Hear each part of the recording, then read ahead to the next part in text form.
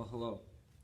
So today I want to give you an overview of this project that I simply refer to as a relief tile. In the form of a relief tile, you're starting with a block of clay that's approximately 3/4 of an inch thick. Okay, the clay we're using here is Dover white, so it needs to be a uniform thickness. And when you start working with it, it needs to be a little bit on the drier side, not fresh and sticky wet.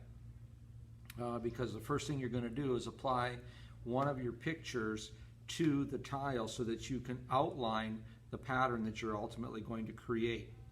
So what I have here is a, so to speak, a finished product. This is one that I created some time ago. This is of Mother Teresa. This is done on a clay body called Red Bee Mix. It's done in that the same format as what you're going to be working on with Dover White. You can see here that I have carved away clay to create or reveal the background. The image that I used to create that looked like this actually to start with. It's approximately 5 by 5 inches. All right, so I have that image. I have 2 copies, which is what you need for this project. So one copy, you can see that it has holes in it.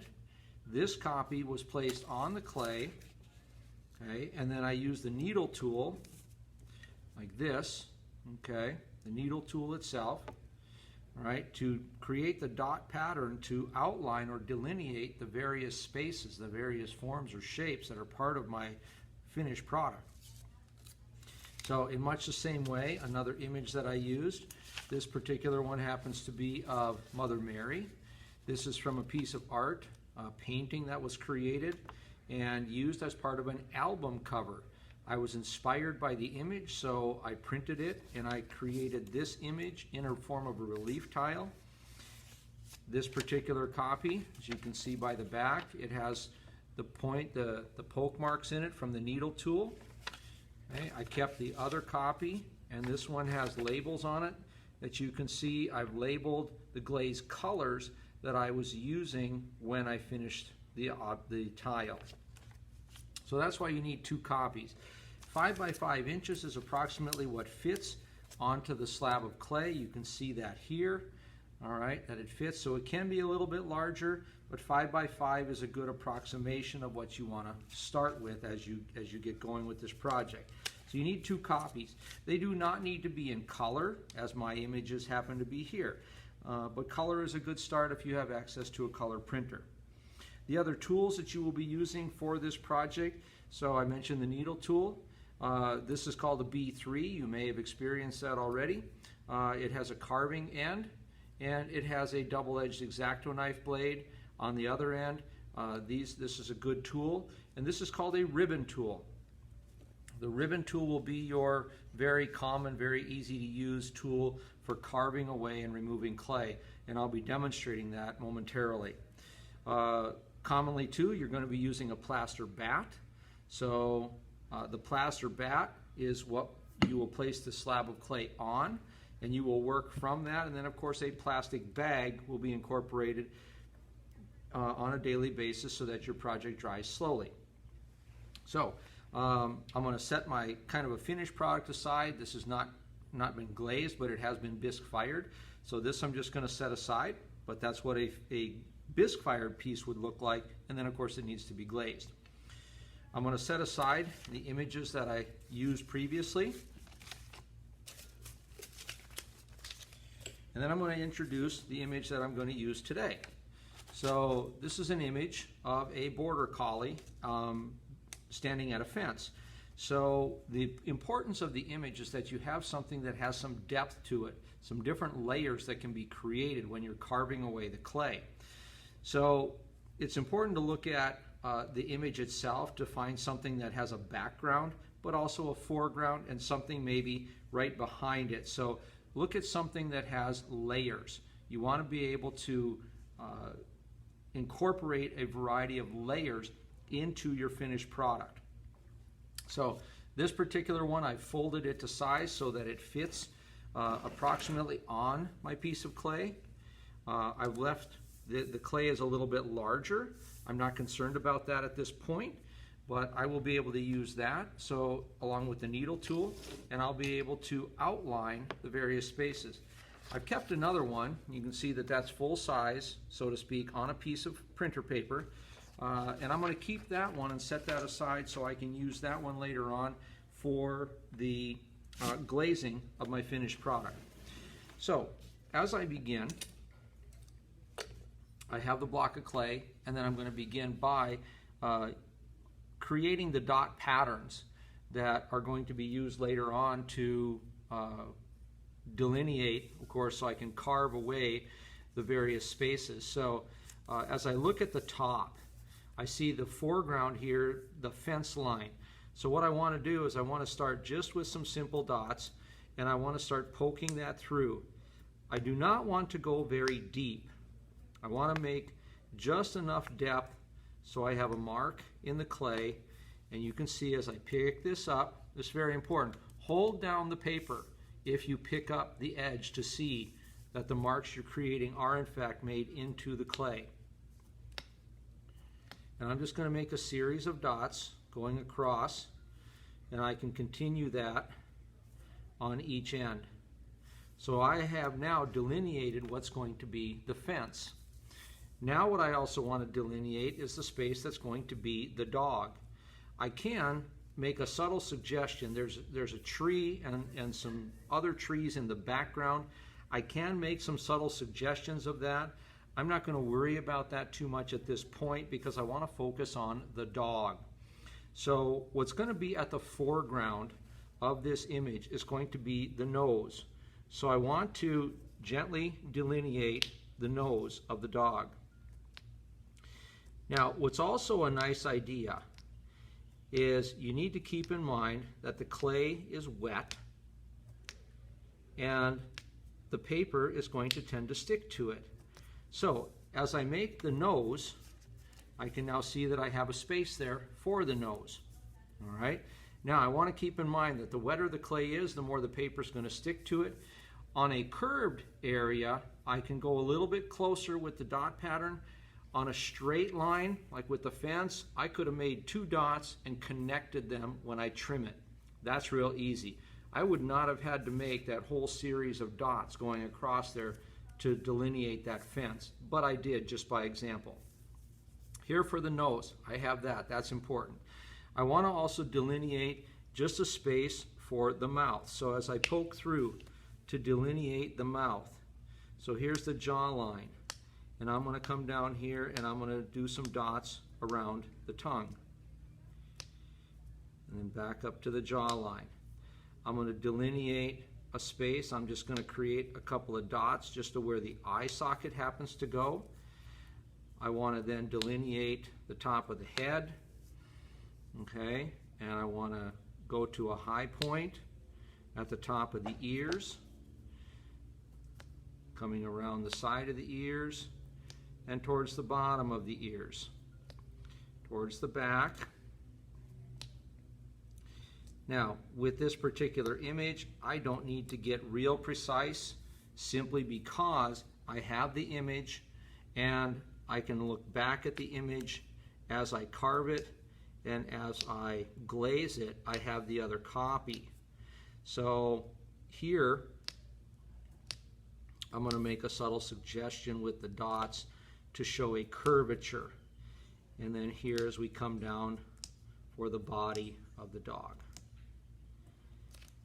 Now, there is another fence rail, so that could be suggested across the bottom as well. Now, what I also want to somewhat delineate would be the paw, because this is part of the foreground of the picture. So the curved surface, I can go a little bit tighter with the dots. Okay, and here's the other paw. I want to keep that also in the foreground. Let's remember there too, the chest and the neckline are going to be a little bit farther back. So to an extent at this point, I have accomplished quite a lot. So if you were to look a little bit closer, you can see the dot pattern that's there, right? And as I reveal that and remove the paper, there are the dots that are now going to reveal the dog. Okay, and as I look at that, now I'm going to grab my ribbon tool, and now that I know what is going to be the background, I can start thinking about carving away some clay that's going to create the background. An important consideration is going to be how deep do I carve. My recommendation for you is no more than half the thickness of the slab of clay, the block of clay. So if I were to look at that, the handle on the ribbon tool is a little bit too thick for what I have here, but you could easily take a ruler, there's a ruler, and you could take your block of clay and magically make a little line on it that would give you a line of thickness. Maybe this tool will work. That looks pretty good. So I'm going to use that as a guide. That's a little on the thin side, but I want to make sure that I don't carve too much away, simply because the thinner I go, the more clay that I carve away to create the relief, the less clay that's going to be there in the end, and subsequently the clay can get too thin, and the thinner it is, the faster it dries, and the faster it dries, the greater risk you have of there being problems as you work. So I have created a line on the outside that tells me that's about how deep I want to carve. You see, it's no more than halfway. All right, and this particular slab of clay is not equal and uniform like yours will be, but you can see that I've made a mark that's approximately halfway. So as I start carving this, all right, I'm going to leave the fence because that's the foreground, as you see from the picture. So the foreground is there. So as I start carving away what I know is going to be the background, that's going to be this space that's around the dog. So I'm going to start carving that away. I can go to the edge, and remember with the ribbon tool you have a rounded end and a straight end. Doesn't matter which one you start with. I want somewhat of a straight background, so I'm just going to press that tool in, and I'm going to make, in this case, a long straight stroke. Now there is, and I didn't delineate it here, there is a little bit of a fence line across here, so I kind of want to leave that. I don't want to carve that out. Okay, I want to leave that in the foreground. Let's make a little line on there just in case, because we know that the paws are on there. So there we are. Okay. So I'll take this and once again carve a little bit of depth out of that. I'm not going to go too deep. Remember, I can always carve it a little bit deeper if I find the need to, but always note that the more you carve out, you can't put it back. So the expression is small bites. So if you look here, I'm not yet at my line. I don't have to go to the line, but that becomes a visual guide. So if I do that and carve to that line, it's setting me up for what is going to become the background of my image. In this case, my relief tile. So I can clean that up a little bit, make that straighter.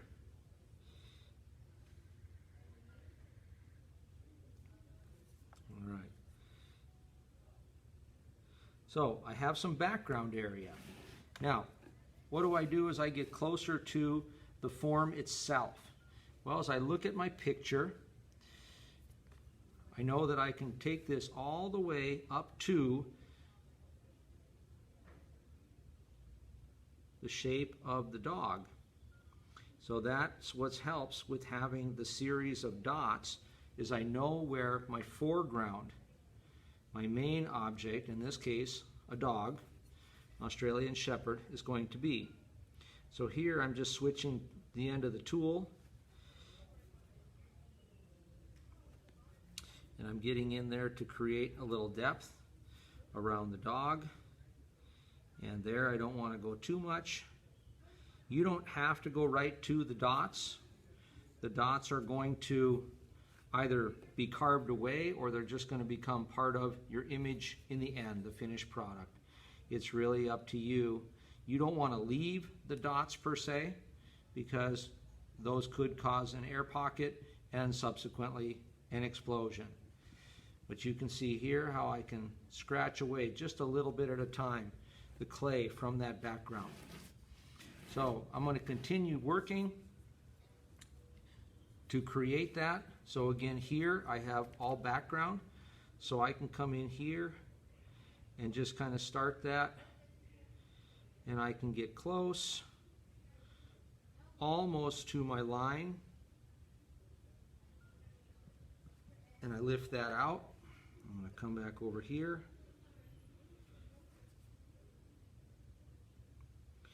back to the fence, mark that off, and there you can see I'm kind of to the edge, to the depth that I had marked off. I continue to trim this away.